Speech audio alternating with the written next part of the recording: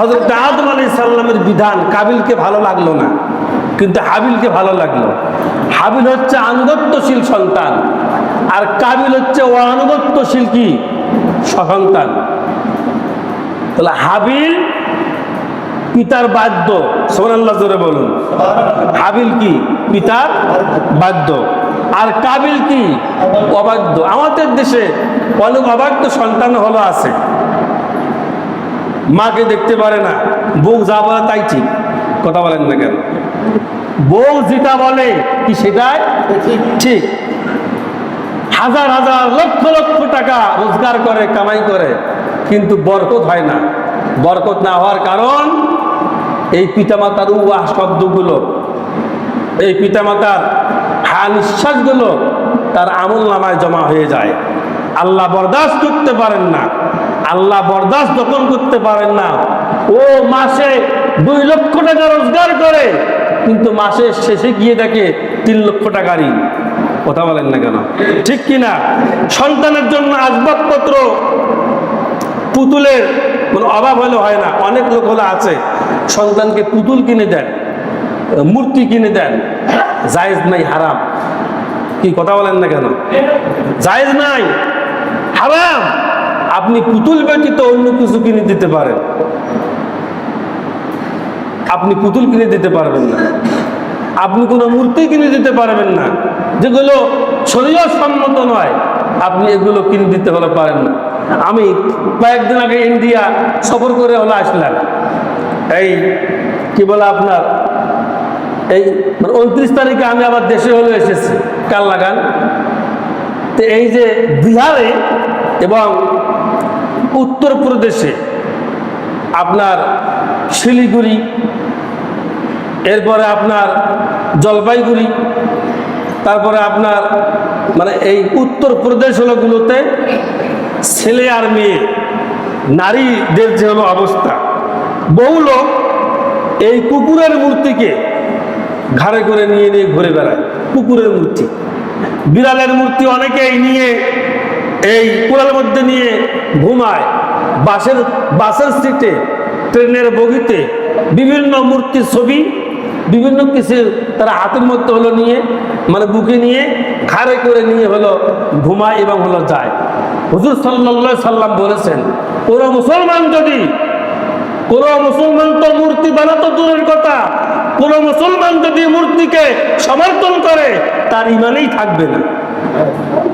কি থাকবে না? জোরে বলুন। ইমানে। জাতির পিতা হযরত ইব্রাহিম আলাইহিস সালাম এসেছেন মূর্তি ভাঙ্গার জন্য, আর সেই জাতির পিতা ইব্রাহিম আলাইহিস সালামের সন্তানেরা তারা পূজাতে না গেলে, মেলাতে না গেলে, হিন্দুদের মেলায় জমে না, পূজাই হলো জমে না। কি ঠিক কিনা? কাল লাগান, আমি অল্প সময় ছেড়ে দেবো ইনশাআল্লাহ। হাবিল এবং কাবিল এই আনুগত্যশীল সন্তান যারা হলো হয়, দেখুন পিতামাতার সঙ্গে যারা রাগ করে থাকে অন্তরে কিন্তু শান্তি লাগে না, একটা মানে অশান্তি, ভোগ ক্লান্তি থেকেই যায়। কি ঠিক কিনা? আর যারা পিতামাতার সঙ্গে যারা সদাচরণ হলো করে, পিতামাতাকে যারা ভালোবাসে, পিতামাতাকে যারা মহব্বত হলো করে, এদের টাকা নাই, পয়সা নাই, তবুও অন্তরে একটা শান্তি থাকে। সুবহানাল্লাহ জোরে বলুন। আল্লাহ রাব্বুল আলামিন বলেন, وَقَضَى رَبُّكَ أَلَّا تَعْبُدُوا إِلَّا إِيَّاهُ وَبِالْوَالِدَيْنِ إِحْسَانًا وَقَضَى رَبُّكَ, আমি আমার রবের পক্ষ থেকে একথা চূড়ান্ত হয়ে গিয়েছে, আল্লাহ তা'বুদু, তোমরা আমি আমার আল্লাহর ইবাদত করো। সুবহানাল্লাহ জোরে বলুন। কার ইবাদত করো? আল্লাহর ইবাদত করো। আল্লাহ তা'বুদু ইল্লা ইয়াহু ওয়া বিল ওয়ালিদাইনি ইহসানা, আল্লাহর ইবাদতের পরপরই তোমরা সাধ্যমতো তোমাদের পিতামাতার খেদমত করো, তাদেরকে ভালোবাসো, তাদেরকে মহব্বত করো, তাদের প্রয়োজন মেটাও। আল্লাহর পয়গম্বর বলেন, এই দুনিয়ায় বয়োবৃদ্ধ সময়ে পিতামাতার যারা প্রয়োজন মিটায়, আল্লাহ এই দুনিয়া এবং আখিরাতে তার প্রয়োজন মিটিয়ে দিবেন। সুবহানাল্লাহ জোরে বলুন। এই জন্য বয়োবৃদ্ধ পিতামাতা যাদের হলো আছে, বয়োবৃদ্ধ মা বাপ যাদের হলো আছে, আমরা শক্তি মতো সাধ্য মতো খুব চেষ্টা করে সন্তানের যদি 10 সেট জোটে, মায়ের তো 8 সেট জুটবে, কি কথা বলেন না কেন? সন্তানের যদি হলো দিন 150 টাকা যদি খরচ যদি যায়, মায়ের তো 100 টাকা দিতে হলো পারে।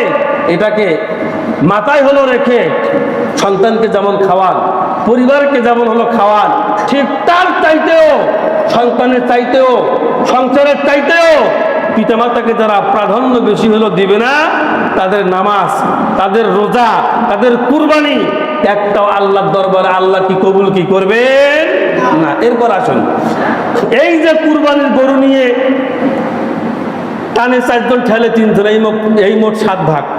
কি গরু নিয়ে আসতে টানে 3 জন, ঠেলে কি কয়জন? 4 জন। এই মোট কয় ভাগ ধরে কন? 7 ভাগ।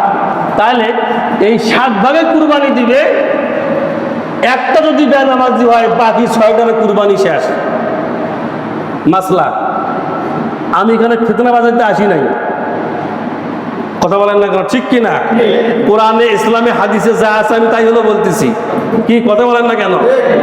আল্লাহ দুনিয়াও কিন্তু আটো নয়, ফকরের ঠাঙ্গুকে খাটো নয়।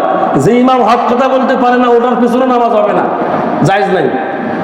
তাহলে এই 60টার মধ্যে একটা নামাজ পড়ে না, 7টা নামাজ পড়ে আর একটা গোপনে গোপনে সুদের ব্যবসা করে, কথা বলেন না কেন? 7টাই ঠিক, 6টাই ঠিক, একটা ঘুষ খায়, মানে রাত্রের অন্ধকারে ওই ঘুষখোরকে নিয়ে কুরবানি দিয়েছেন, বাকি 6 জনের কুরবানি তালাক, কথা বলেন না কেন? 6 জন রাইট, 6 জন রাইট, একজন নো রাইট, কুরবানি কি হবে না। এই জন্য আল্লাহ রাব্বুল আলামিন সূরা আল আনআমের 162 নং আয়াতে বলেন, ও নবী আপনি বলুন, ইন্না সালাতি, আমার সালাত, সুবহানাল্লাহ জোরে বলুন। সালাত হবে কার জন্য? সালাত হবে কার জন্য? এখন তো মানুষ লোক দেখাইয়া দেখাইয়া নামাজ পড়ে, 7 দিন তো মসজিদে আসেই না,